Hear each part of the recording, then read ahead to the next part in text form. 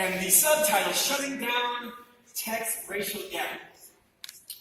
So currently there are numerous articles describing the great disparity in racial representation across the tech industry, and especially in Silicon Valley. Some of you are aware of this, you've read the headlines. But for all the talking that's been going on for so long, not much has been changing. Not much at all, at least not for the better. For example, an article written in USA Today by Jessica Gunn back in October, the headline read the following: Silicon Valley's racial gap is getting worse, not better, new research shows. That was the title. In her article, she goes on to show how African American representation has significantly declined over the past few years across the tech sector. Here's a quote that really sums up the gravity of today's situation. It says the following: despite pledges from technology companies to crack the minority ceiling, Silicon Valley has a race problem, and it's getting worse. In a more recent report published by Brookings University in May of this year, their headline and research echoed what we found in USA Today. Their title says the following: Black and Hispanic underrepresentation in tech. It's time to change the equation. They wrote the following, their words, not mine. In some instances, the diversity picture is getting bleaker. Black representation in C&M, that's computing and mathematics. Black representation in C&M occupations is moving in the wrong direction, slipping from 8.1% of the field in 2002 to 7.9% in 2016. While tech companies across our nation have over and over said that they must do better, Blacks and Hispanics still remain underrepresented in tech jobs by nearly 50%. 50%. I could quote several more studies, but you get the point. The results would largely remain the same. We're not on the field in tech, nor are we getting a fair opportunity to be on the field and play on the field in tech. The more that we're shut out, the greater the disparity will be in our economic mobility, our upward economic mobility, as global employment opportunities increase exponentially in the tech sector.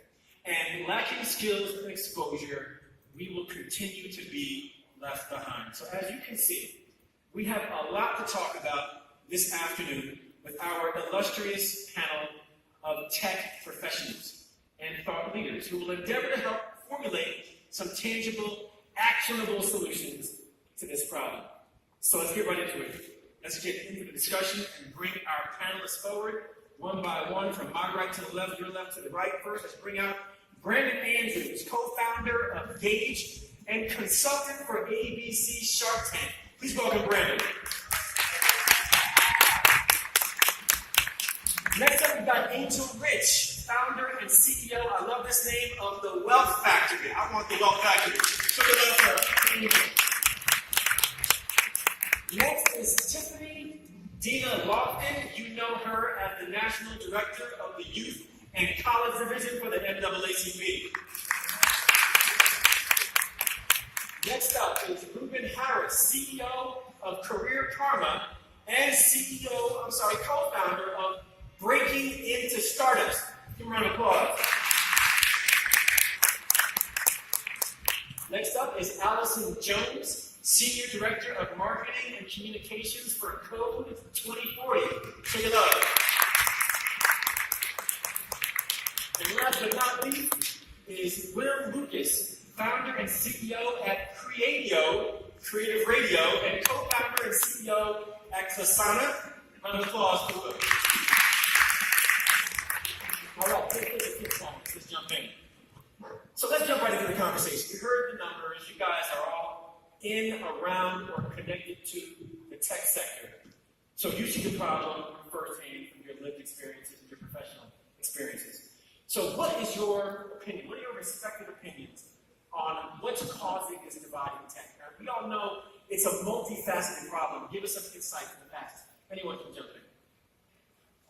Yeah, I'll start. Hi, everyone. I think we've noticed sort of two things that are constantly coming up.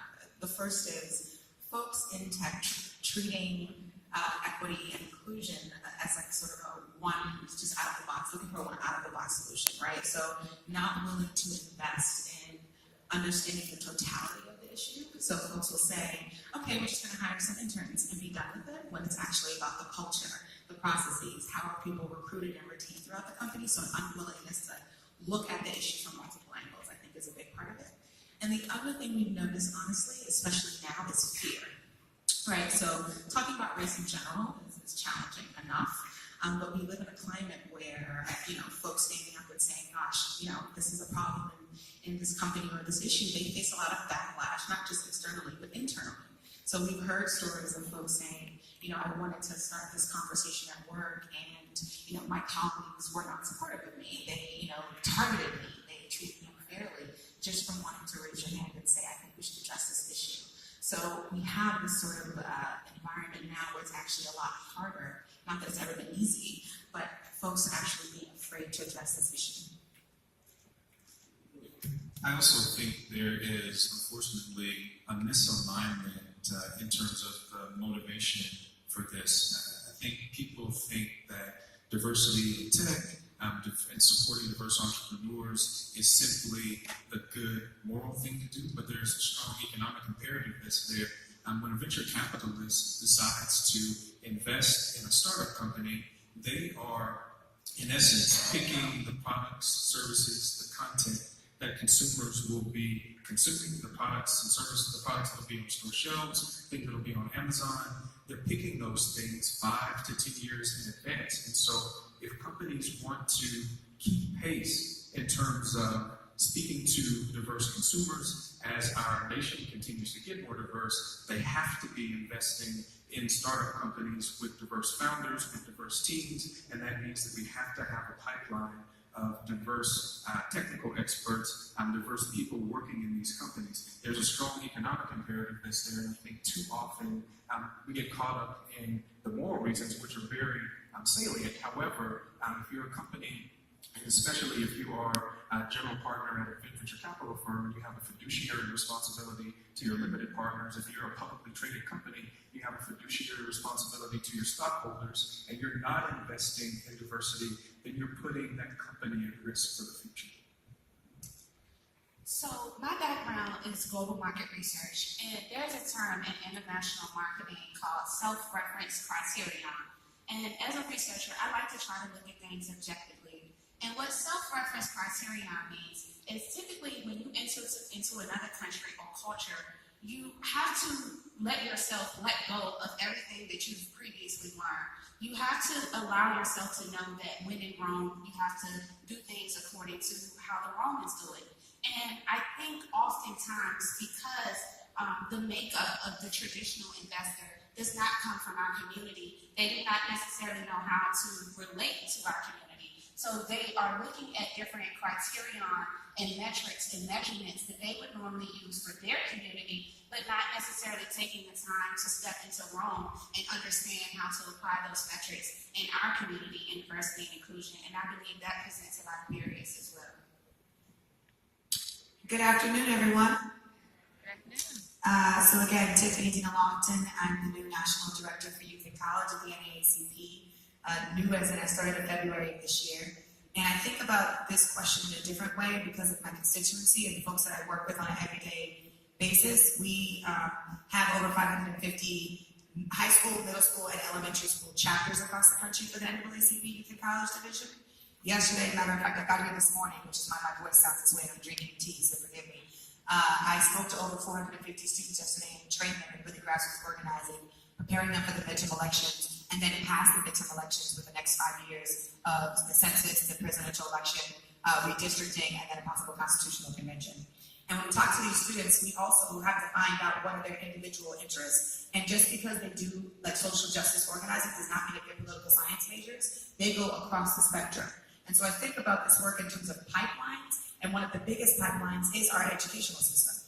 We think about HBCUs, they're only 3% of the colleges and universities right now in this country, but at HBCUs, there's 27% of those Black students who are majoring in STEM. So the investment has to start where we can find them, and we have to meet them where they're at, and that's on the campus, starting there. 2, when I talk to these students, when I talk to these young folks, they want good paying jobs. Like, sometimes they really have a passion, they have it figured out when they're in college, but most students don't know what they want to be when they grow up. They don't know what their career is going to be. They just know that because their parents told them, because of the communities that they come from, because their income background, that they have to find a job that's going to support them.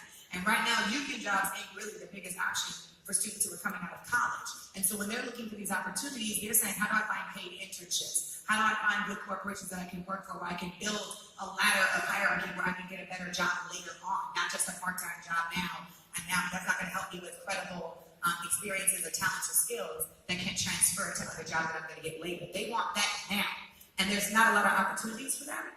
When you ask that question, the second piece is also like 83% of executives right now of tech, or 83% of tech executives right now are white people. So there's a cultural aspect of it that we've already talked about just a little bit, and I'll have to talk about it a little later as well, because the work that we do in the NAACP Youth and College Division with the movement of social justice organizing and education, it always includes a layer of the culture.